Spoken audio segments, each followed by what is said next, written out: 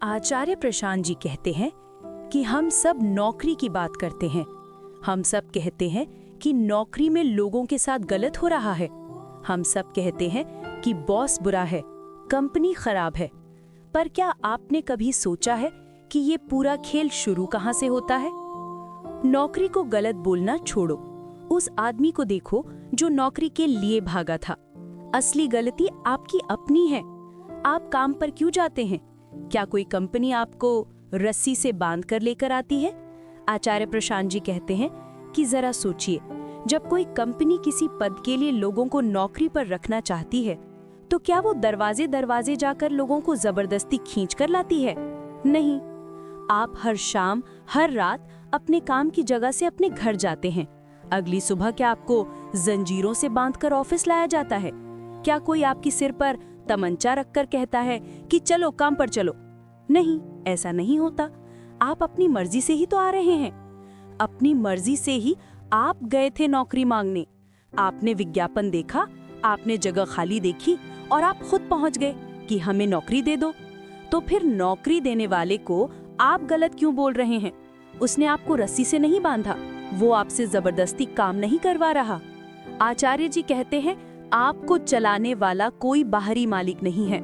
आपको चलाते हैं आपकी जरूरतें, आपके डर और आपका लालच, जो आपको कभी भी संतुष्ट नहीं होने देता। आपकी ये जरूरत, आपकी ये इच्छा, आपका ये डर, आपका ये और चाहिए वाला मन, यही आपको खींचकर रोज काम पर लाता है। ये बात साफ समझ लो। जब तुम सहमत होते हो कि नौकरी करोगे, तो इसका मतलब है तुमने असली समझौता नौकरी देने वाले से नहीं किया। आचार्य प्रशांत जी कहते हैं कि आपने समझौता किया है अपने झूठ से, अपने घमंड से, अपनी चाहतों से। जब तक वो भूख कायम रहेगी, तब तक गुलामी कायम रहेगी। आचार्य प्रशांत जी कहते हैं कि जब तक तुम खुद को दूसरों से छोटा समझते रहोगे, तब तक तुम किसी न किसी के गुलाम बने रहोगे। आज तुम किसी ऐसे के गुलाम हो जो तुम्हें रोटी देता है। कल तुम किसी ऐसे के गुलाम हो सकते हो जिससे तुमको प्रेम या आकर्षण हो गया हो, आपका पार्टनर, आपका दोस्त। परसों तुम किसी गुरु के पीछे अंधा होकर चलने लगोगे। गुलाम कौन है? वो जिसके भीतर भिखारी बैठा हुआ है। अगर मैं खुद खुश हूँ, संतुष्ट हूँ, अपनी अंदर शांति मिलती है, तो मुझे बाहर से कुछ नहीं चाहिए। अगर मैं भीतर से खाली हूँ, तो मुझे उस खालीपन को भरने के लिए हमेशा कोई चाहिए जो मुझे कुछ दे। वो खालीपन भरने वाला कभी पैसे देने वाला बन जाता है, यानी आपका बॉस। कभी वो प्यार देता है, जैसे आपका रिश्ता। भीतर हमारा एक भिखारी बैठा है जो हमेशा कुछ न कुछ मांगता रहता है। तो आप अगर नौकरी में हैं और दुखी हैं, तो बाहर शिकायत मत करिए, भीतर झांकिए। नौकरी को मत छोड़ो, उसको छोड़ो जो नौकरी की तरफ भागा था, वो लालची डरा हुआ मैं। उसके बाद नौकरी रहे या चली जाए, कोई फर्क नहीं। सबसे पहले अपने भीतर डर, लालच, भूख की गुलामी खत्म करो। आपने कभी जानने की कोशिश की कि आप किसके लिए काम कर रहे हैं? आप दिन रात एक कर रहे हैं, खून पसीना बहा रहे हैं। आपने कभी पूछा कि मैं जिसके लिए इतनी मेहनत कर रहा हूँ वो कौन है, और वो मेरी मेहनत का क्या लाभ उठा रहा है? कॉर्पोरेट की पहली सीख यही है, कंपनी का असली मालिक उसके शेयर होल्डर्स हैं और उसी को फायदा पहुंचाना है। शेयर होल्डर का मतलब जिसने पैसे लगाकर कंपनी में हिस्सा लिया है, वही शेयर होल्डर कहलाता है। आचार्य प्रशांत जी कहते हैं कि अगर तुम कर्मचारी हो, तो असल में कंपनी के लिए नहीं, बल्कि शेयर होल्डर के लिए काम कर रहे हो।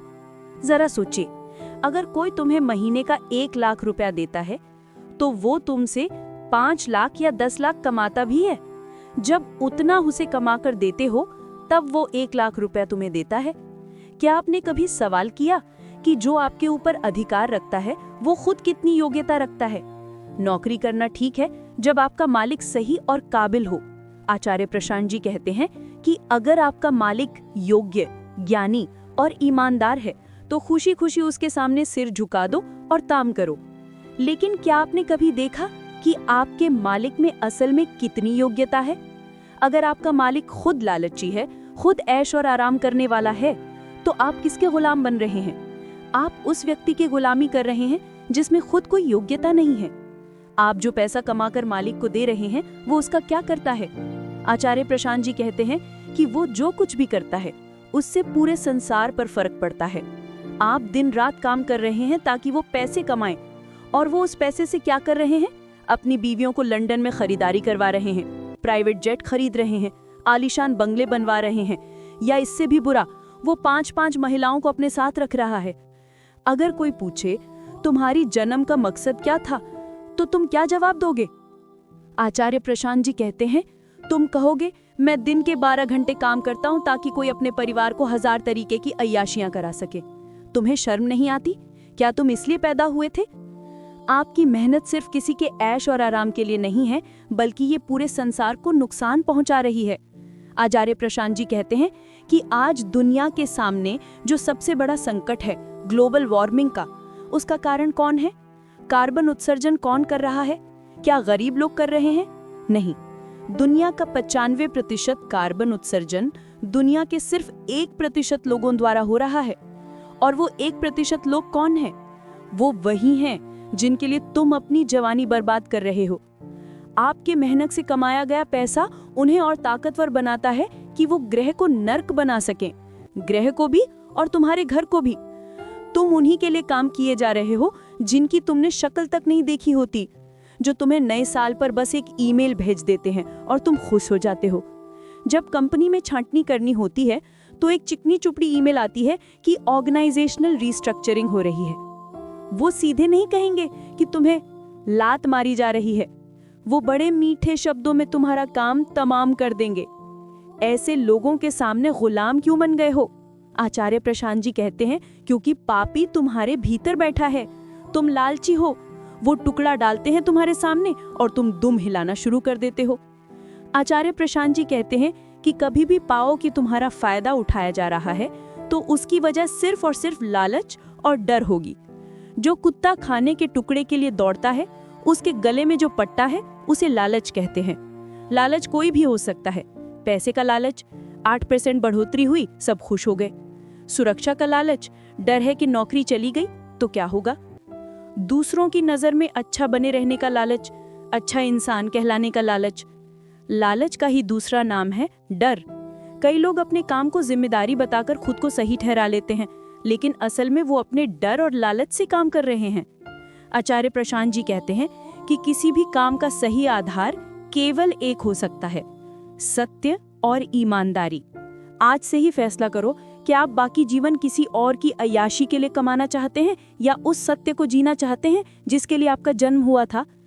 जागो, इस एकमात्र जीवन को किसी मोटी बीवी की लंदन की खरीदारी के लिए मत गंवाओ। खुद को आजाद बनाओ, अपने भीतर की शक्ति और खुशी बढ़ाओ, तब कोई भी बाहर से तुम्हें नियंत्रित नहीं कर पाएगा। आप सुन रहे थे सही दिशा, जहां हम जीवन से जुड़ी सच्चाइयों की बातें करते हैं। अगर आपको ये वीडियो अच्छी लगी तो कृपया हमारे चैनल को सब्सक्राइब करें। धन्यवाद।